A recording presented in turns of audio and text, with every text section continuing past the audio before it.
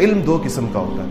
ایک علم وہ ہوتا ہے جو انسان کی لسانی قوت کو بڑھاتا ہے. آپ نے لوگوں کو دیکھا ہے، بعض لوگوں کو، کہ وہ بحث مباحثے بہت زیادہ کریں گے، عمل کے میدان میں وہ صفر ہوں گے، لیکن اگر آپ ان سے بحث کرنا چاہیں تو وہ آپ سے اتنی بحث کر سکتے ہیں کہ گھنٹوں آپ کا دماغ کھا سکتے ہیں، اور آپ ان سے حیران ہوں گے کہ یہ تو اتنا بندہ بحث کرتا ہے اور اتنی اس کو باتیں پتہ ہے، بات سے بات نکال سکتا ہے، بات سے بات نکال سکتا ہے.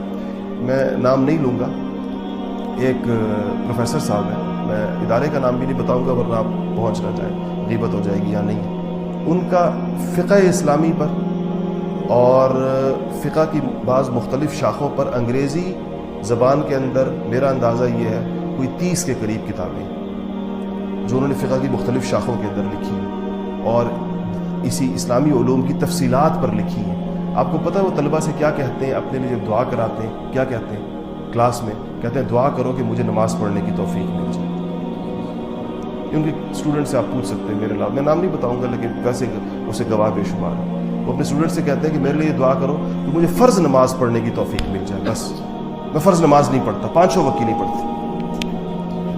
تو کیا چیز ہے یہ؟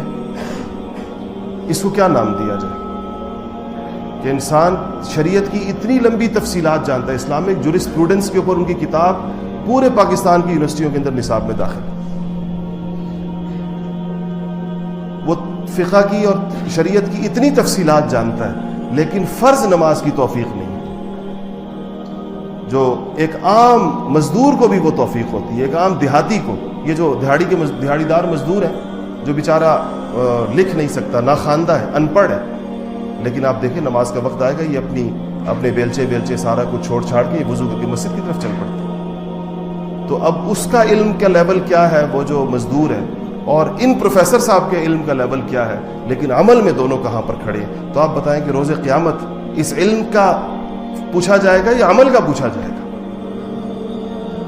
اللہ جل شانہ کتابوں کی تفصیلات پوچھیں گے کہ بتاؤ بھائی تم نے کتنی کتابیں لکھی، یا یہ پوچھیں گے میاں تم نے نماز پڑھی یا نہیں پڑھی، تم نے روزہ رکھا یا نہیں روزہ رکھا. تو یہ تو ایک ویسے میں نے آپ کو اس طرح کی مثال دی جس پر مجھے بہت عبرت ہوتی ہے ہمیشہ، اور بہت ہی زیادہ ہوتی ہے، اور میں دعا بھی ان کے لیے کرتا ہوں کیونکہ ان کی عمر اب 70 سال سے بھی زیادہ ہو چکی ہے. میں کہتا ہوں اس بندے سے اللہ تعالیٰ نے بہرحال علم دین کے لیے اس نے کام کیا ہے اور کتابیں لکھی ہیں، ایسی کتابیں طلبہ پڑھتے ہیں، یا اللہ اس کو مرنے سے پہلے کم سے کم نماز کی توفیق ضرور عطا فرما.